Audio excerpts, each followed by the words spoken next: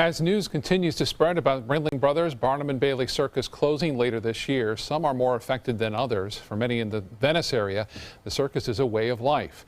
ABC 7's Christopher Bradley has their reaction to the news. The news of the circus closing has hit terribly hard for Tito Gaiano. For over 40 years, he and his family have performed for the Ringling Brothers and Barnum and Bailey. P.T. Barnum, if he would right now wake up, he'd die again right away. Trapezist Tito Gaiano was in the audience at the circus in Miami on Sunday when the news was announced. They announced then that night, after the show, they're having a meeting. Soon as I got out to leave, I had a phone call, and it didn't even take 10 minutes. Gaiano felt like his whole world had been crushed. His family has been with the Ringling Brothers Circus since 1966.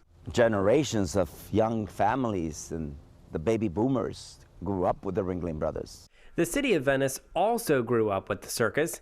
In 1971, the trains first arrived, making Venice their winter home. Right now, one of those trains is being restored to its former glory. This old building by the Venice airport was the circus building. It was torn down in 2013, and Venice's director of historical resources worries that much of Venice's circus history will be forgotten. It's one of the things that really makes Venice what Venice is today. And if we forget our history and we forget our past, we don't have history for the future.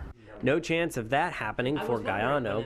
As for why the curtains are closing for the final time, Gaiano says it started with the elephants being removed from the circus acts. I saw love. You have to be lovable to your animals.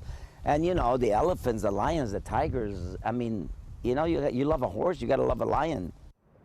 Gaiano has also called on people to support the circus. He said he hopes this is only a temporary setback and that the circus will be back up and running. In Venice, Christopher Brantley, ABC 7, your Suncoast News.